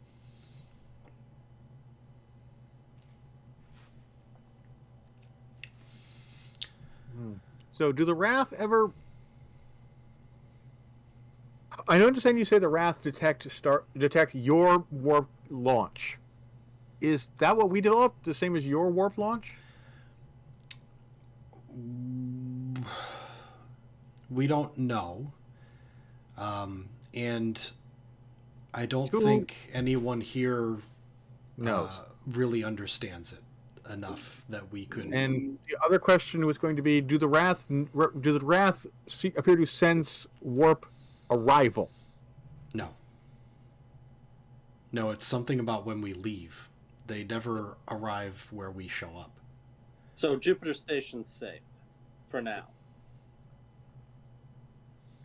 Unless they try to warp away. That star is closer to where we first encountered the Wrath than this star. So maybe they haven't smelled you here, but if they leave from there using the warp, they may find you there at Earth. Welcome to dirt. So what? So you figure they might just stumble? You want us to do something for you, so you think they're going to stumble across it accidentally because Earth doesn't have this push tech yet. They have Well, they have They the have other a ring gate. It doesn't have a pair. There's no longer a pair. So they can't say anything to us. Right. They have their end of the jump gate. Their intention was to send supplies back, but your end was destroyed. So, in theory, they can't. It won't work. You know that it won't work. That's basically the line that you've been told, is that it needs both ends. The problem is then, did the Wrath detect it here, and are we going to get a big ship in soon? It's been it's been almost a day. We don't think they smelled you yet. But they might not. They showed up right after the jump when they first ran into them. Most of the time, yes, they show up within a minute. They're waiting. Ambush predators. We don't really understand how. They didn't tell us. They just ate. They just eat us. And they both put on comically large frowns. We are big sad. Oh, yes. The Wrath have eaten all of my family and friends. Existence is pain. Everyone that I have ever known, except for the 6 of you. The universe is a scary place. Big frown. Please. I've gone up to world police. I feel Ronery. Do you think you could help us? I don't know, honestly. Well, let's see. We're likely to 1, panic, 2, attack you, 3, attack each other, and that's just immediately. Yes. If the Wrath were to show up and be hostile immediately, like they have been to you, then we would likely respond in kind. But we can warn you that they are coming. We have done so. Now you will know when you see the Wrath to destroy them. With the shooty booms and the bangy bangs. Or the stabby blades. Yes, the stabby blades. No stabby blades. Stabby blades. No. Very scary. Your kind is quite terrifying. We have seen what one of you saw on the channel of historical facts. It is amusing, but also terrifying. What is disembowel? I can give you a medical version of it. I've done that surgery a couple of times. Oh, they mentioned it so you think about it, okay? You don't have a choice. Yeah. Happy to pull all sorts of medical data out of your doctor, who's currently glowing with psionic energy.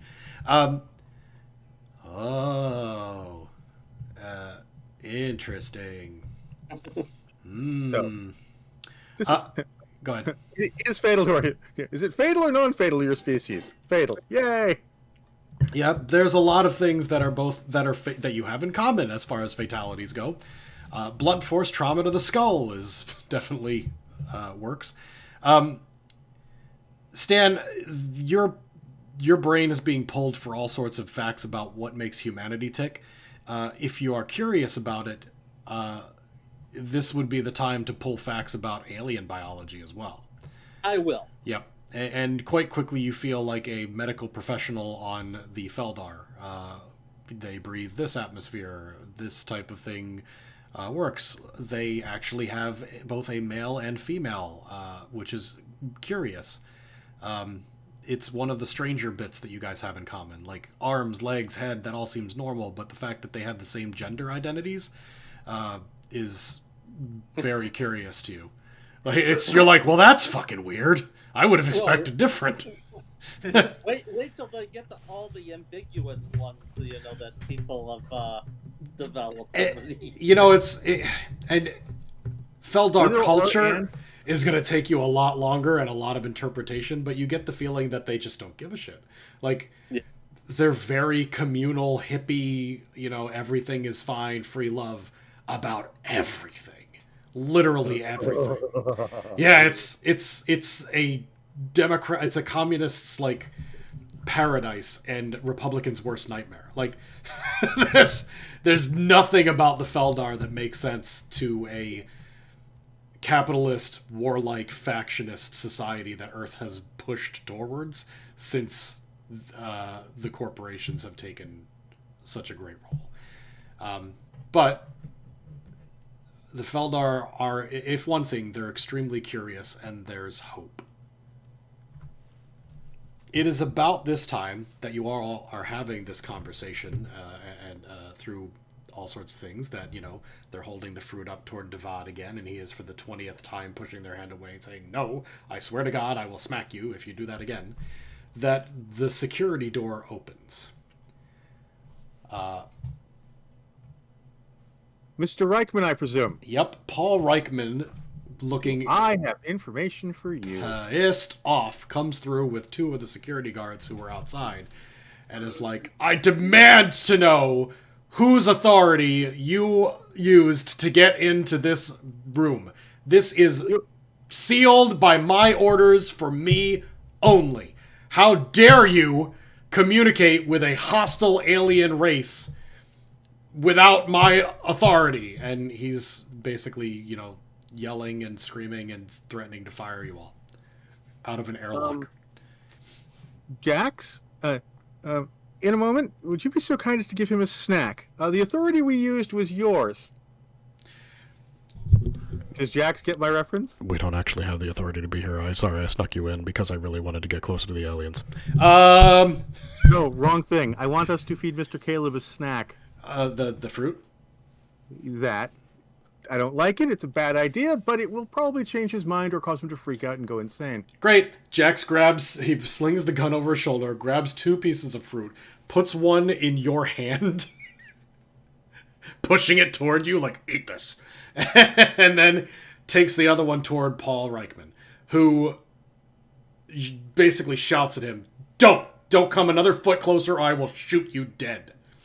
The 2 Feldar drop the fruit on the floor, throw their hands in the air. No!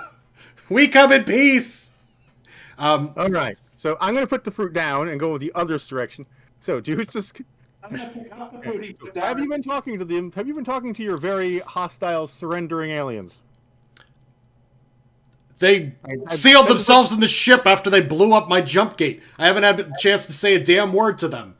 And they're like, we are peaceful. Please, do not shoot. Pain is bad. Eat the fruit. It is good. At which point, you'll notice that both Arthur and also Peter...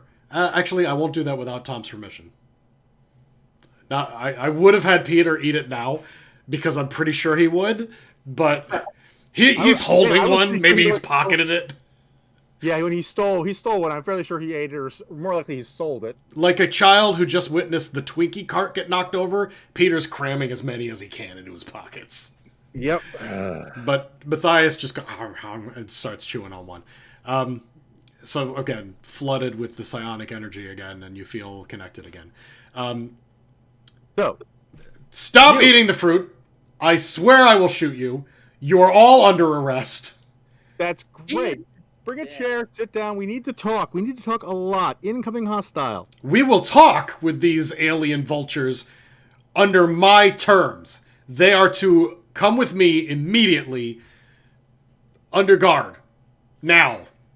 And he's pointing at them. Do you guys understand that? Can we go? We are to be detained? I don't know. No, you're supposed to go to... He wants to talk somewhere where he feels safe.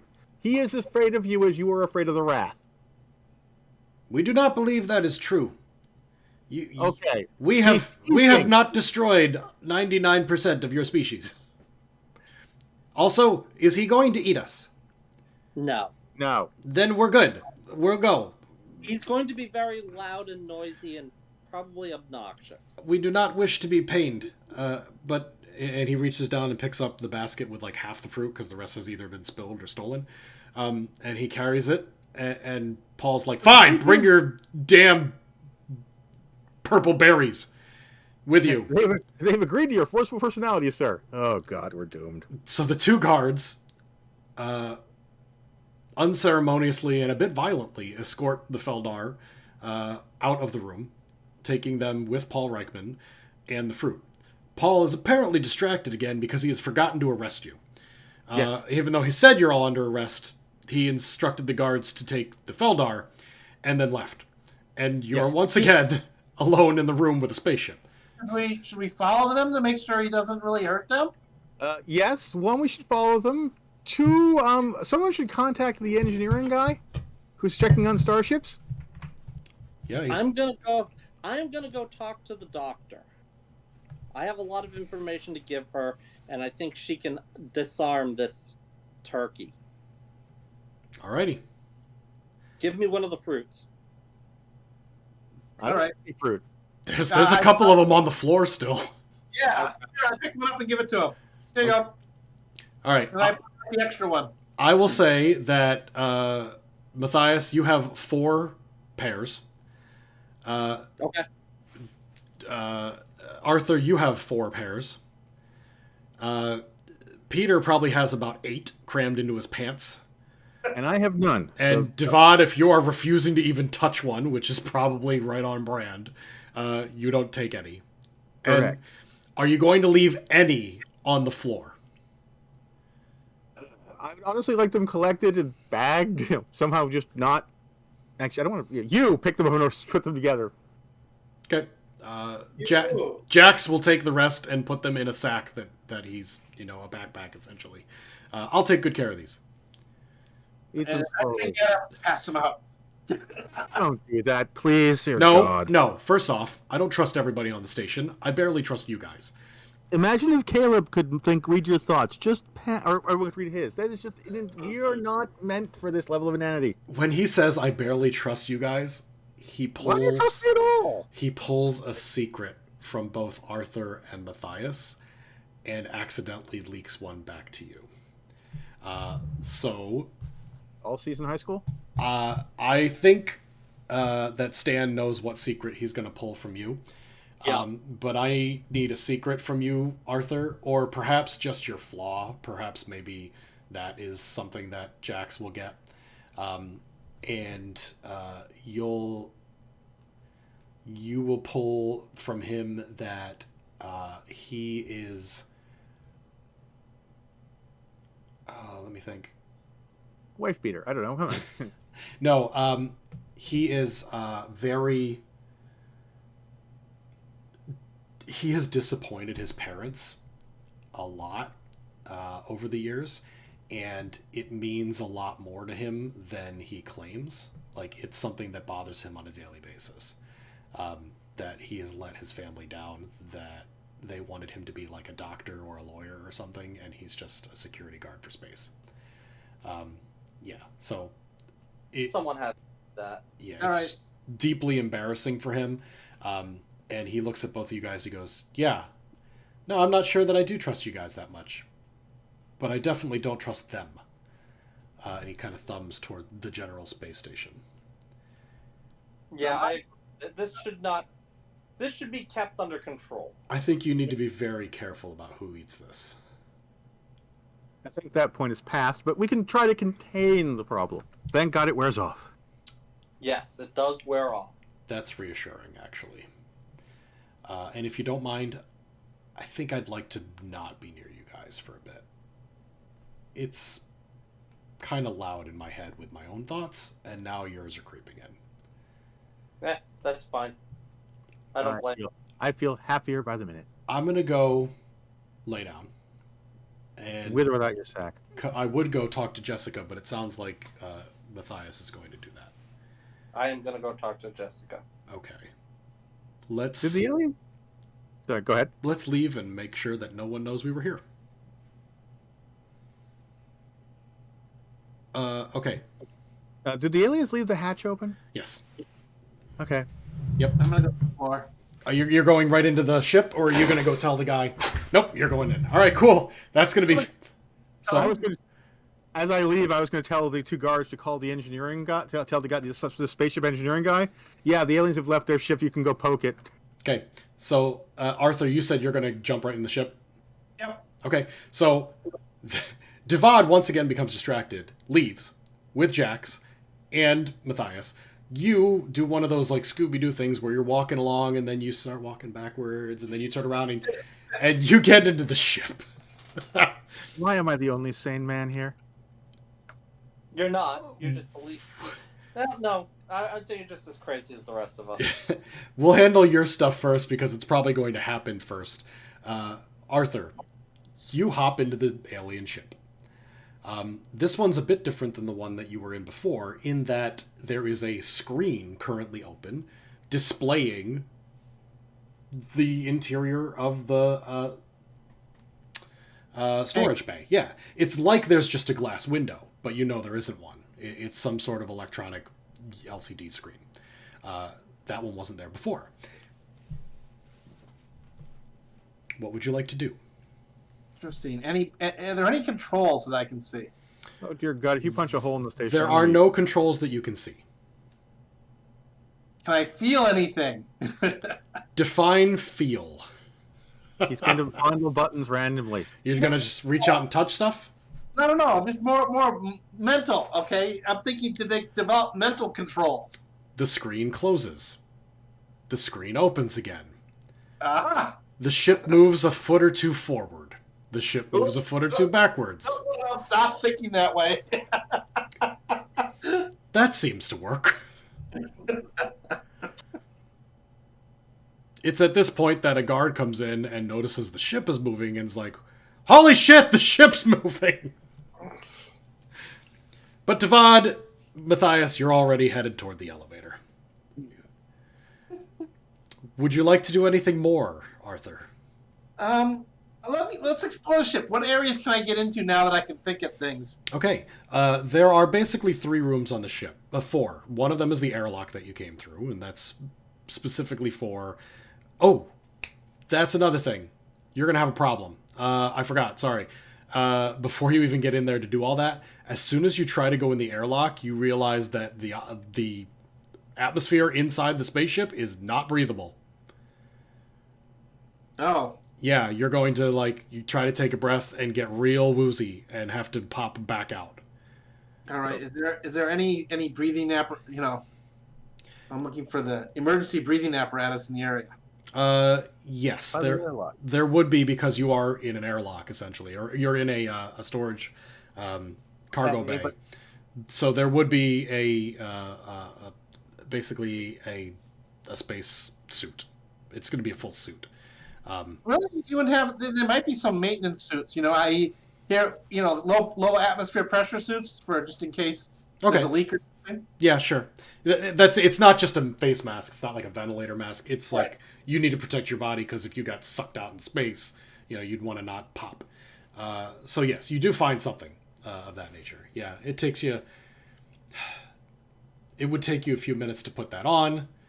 So they're getting further away, which is good. Yeah, while they're getting away. Then you get inside, you start moving the thing, which makes enough noise that the guards notice, and they come in and they're like, hey, the spaceship's moving. Now what do you want to do? Oh, you said explore other rooms. So there are 4 rooms. Yeah. There's the airlock, which has the door to the roof, and then the door to the main control room, which is where you're at now.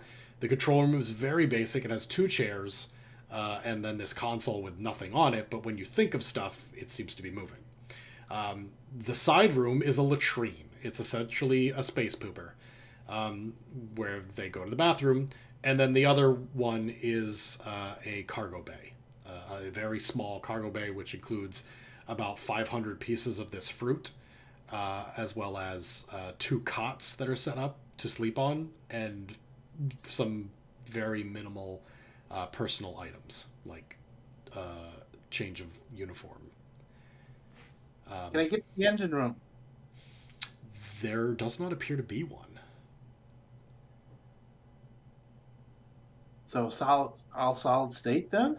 It seems as though the ship is designed to not need to Maintenance. Yeah, at least not from the inside.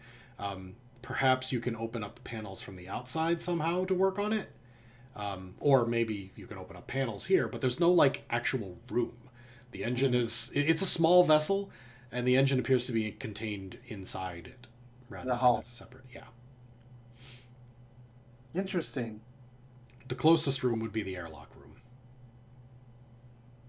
So can I think it to land? Instead of floating, can it land? It does descend to within an inch or 2 of the surface, but it does not actually touch the ground. When you think about it, it kind of landing gear. it kind of bounces a bit, like it's resisting the urge to land. I think about legs. Does it legs come out? No. No? No. Interesting. Things. All it works by. I want to see some of the mechanics. All right, fine. Do it. When you say, I want to see some of the mechanics, a panel opens up and there's a bunch of wires and gears and like tubes and shit. And it's all incredibly foreign. You remember like just a fraction of it from the stuff you were drawing. But this is like console area. This isn't the engine. This is like, what powers the gravity or the oxygen, or not oxygen, but the atmosphere, or maybe the LCD. You're not sure, but it did open up when you thought about it. Cool. Well, let's close it just so it's not. I'm getting the hang of this. At this point, people are knocking on the side of the ship demanding that you leave it. Sir, get out of the ship. You're not allowed to fly this. Well, someone is moving it around and doing stuff, and unbeknownst to him, a panel on the side opened up so that he could access the engines, but he's not there. So he can't see it. And it did bounce up and down a bit. Like, it's clear that, like, a child is, like, dragging the remote. And they know how many people went in the room and how many people left. So they're like, Mr. Arthur, get out of the vessel. What are you doing? You're going to hurt somebody. I can't see anything more in here, so I'll pop out of the airlock and say, but I'm learning so much. Clearly. Could you please exit the vehicle, sir? They haven't shot yet. Clearly not trained in New York City police. They start to escort you out, but as you do notice there's a huge panel that opened up, and it's showing this engine. And you recognize a bit more here than you did before because of your memories, but not enough. But hey, there it fucking is. Yeah. So I'll think if they're still going to escort me out, I'll think it closed. See if that works. It did work. Okay. Yep. And just because you probably would try it, when you get to the door, you try to think about stuff, and it doesn't seem to work. Got to be close. You got to be a little bit closer. You're like maybe 50 feet away from it when you try that, and it doesn't seem to work. Okay. Now we'll move on clockwise to Matthias. Okay. So I will leave the party and head to the doctor's lab, quarters, whatever combination it is that she operates out of. Yep, she's currently in her office, her lab, essentially. And when you walk in, you see blown up on her wall a picture, and I'm going to send it to you.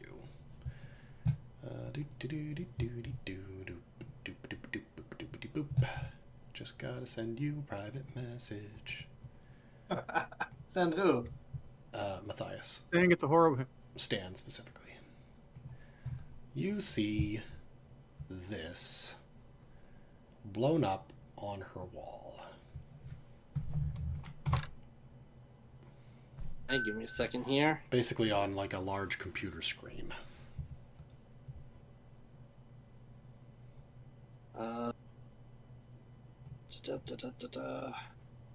Okay. And then you enter her office, and she looks up after too long of a moment, like she's distracted by thoughts. She looks over at you. Ah, doctor, I have found something incredible. And I have a lot of information to give you. Blah. That's excellent, but I'm sure that what I have is groundbreaking, and you're not going to believe it. This is a sample from your engineer friend, the stupid one who ate the fruit without thinking about the potential consequences. These are parts of his brain cells. Specifically a part that we barely use. But you'll notice here, and she's pointing at bits, and you can actually recognize this. This is a fairly... actually, why don't you make a roll? Science, medicine. Medicine? Or biology. You got it. Yep, whichever you prefer. Biology or medicine. 4. That's good enough. She's looking at brain cells, and something's wrong. There appear to be things stuck on them. And she kind of confirms this by saying, there is a parasite inside of those bits of fruit, and it is attaching itself to part of his brain. So, information to pass on. The fruit conveys a telepathic capability to share memories and thoughts. That's an interesting theory. No, it's a fact. I'd like to see your scientific basis for that. And she folds her arm kind of distrustingly and annoyed. Well, I can't share with you because you haven't eaten the fruit. And what makes you think I haven't eaten the fruit? However, because I can't sense you. the fruit is currently on her desk, and it's, got scalpel marks on it and everything else, but she definitely has not taken a bite of it. Yeah. Because you can't what? We would know if you had eaten the fruit. What are you trying to get at? So, They're all 2 pieces of information. 1, it's how the alien species, my own brain won't latch onto the word. The Feldar. Feldar, thank you. The Feldar, which is what they call themselves. It is what they use to communicate. Okay. They communicate mostly through telepathy and memory sharing. Okay. If someone like us eats the fruit, we can then communicate on a direct level with them, gaining access to memories, information, and other things like that. So, but I'm going to cut you. You're going to give her the blah. Rather than repeat everything I've said in the last 2 hours. Right. I'm gonna give her a lot of information. Okay. Background information. The other thing I'm gonna tell her is in humans, it wears off. And she is like, she actually probably comes to that before you tell her. She goes, but these died quickly. These parasites. That when I found them, they were already dead. The human immune system is probably too strong for them. I don't. So keep dosing on it, they won't. The ability fades. Yeah, I believe that the parasite is currently, at least, incompatible with the human brain. It finds its way there quite quickly, but then dies off. Which would, as you then explained to her, which would explain why your friends and yourself lost the ability to communicate with them telepathically. So, because we are very close to the end of the night, Jessica's extremely interested in your findings. She's overjoyed at the ability to communicate with these aliens on a direct level. I also explained that it's the station commander that took the Feldar and marched them off to his offices or whatever, correct? Yes. Yeah. The CFO. I also CFO. that he's taken them, and he isn't listening to reason. Well, he probably wouldn't. He is, after all, an MTI businessman. Right. He's not a The scientist. problem, I'm worried that I don't know if he's going to hurt them, but they are. The idea of hurting each other is so foreign to them because they share everything mentally. So if one of them gets hurt, everyone around them feels it. Okay. She has a bit of trouble working that into her brain. She is a smart woman, but she's very pinpoint focused on biology and chemistry and things like that. So the idea of the cultural impacts of being able to share information, you seem to understand them a little bit better than she does, but she does get along a lot better than Jax did. I see what this would do, in, Earth species that have a communal, and she kind This of... fruit should not be distributed willy-nilly, especially now that we know that there's a parasite. That's how it's... And again, we don't have any information on what could happen long term. Right. Who knows what happens if you eat this fruit after a month, or if you eat it continuously for a month, or God only knows. There's just not enough time. We should immediately stop eating the fruit. However, I might want to eat some of the fruit. I think you should at least experience it. That way I can share the information before it fades out of my head. Directly. She's going to be like, I will talk to the Feldar first. If they can transfer information to me without me eating the fruit, based on what I'm asking them, that'll be easier and potentially less deadly. But it's not as... How to put this? Not as efficient. You're only going to get part of the story. It's like using the Dewey Decimal System as opposed to finding the exact YouTube video you need immediately. Yeah, it's a lot harder. But she is very against eating the fruit. I am not going to poison my body with something that I don't understand. So that's where she's at. We'll move on because we are, again, very close to the end of the night, and talk to Devad. What is Devad doing? I suspect Devad's going to require next session.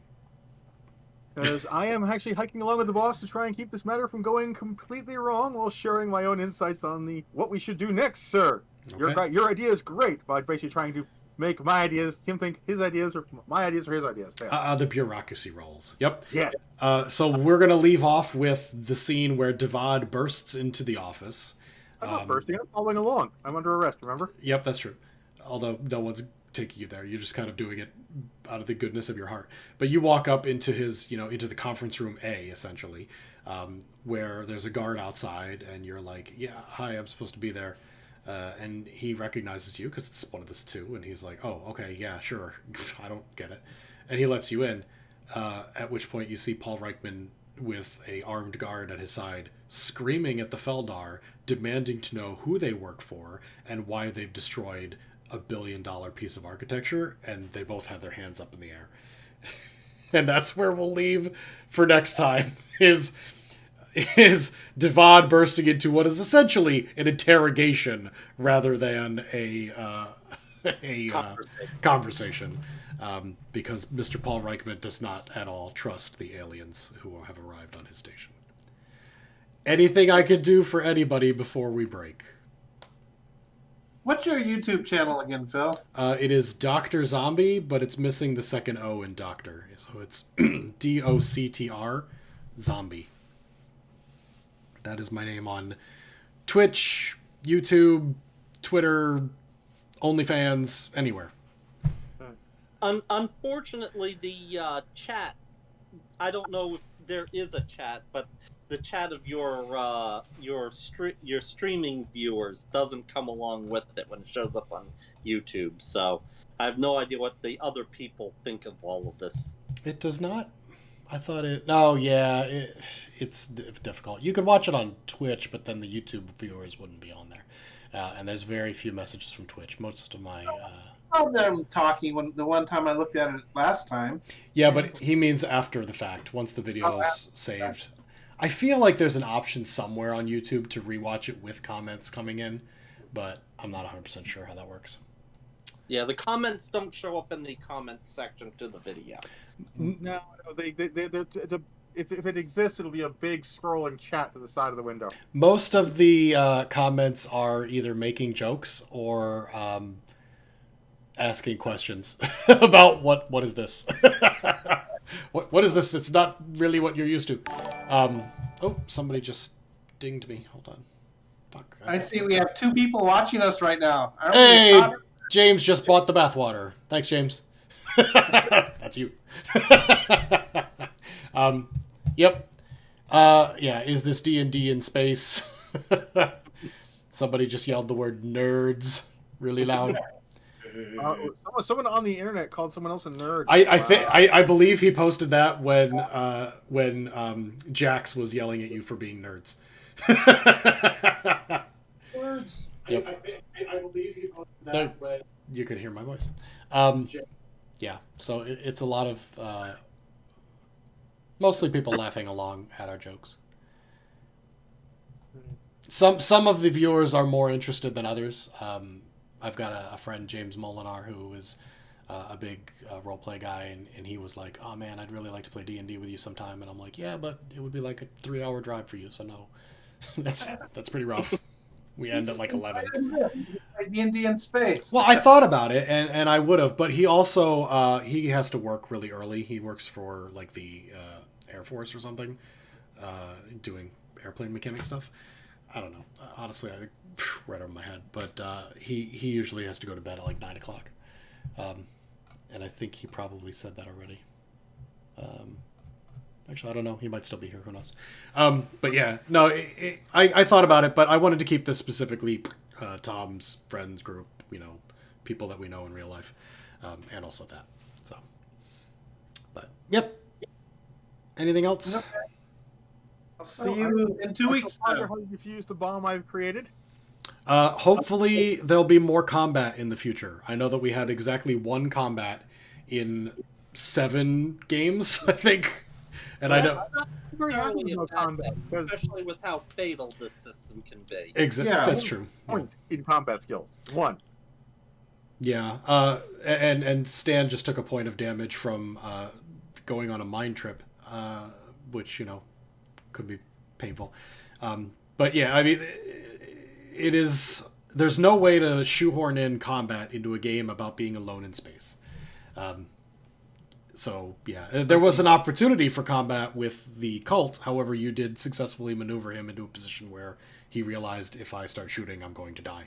And then Tom grabbed his gun.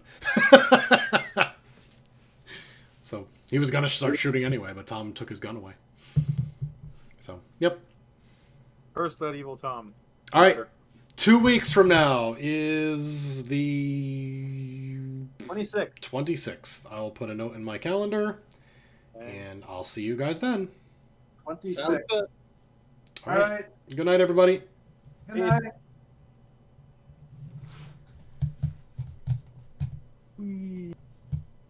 Okay. Hello, everyone.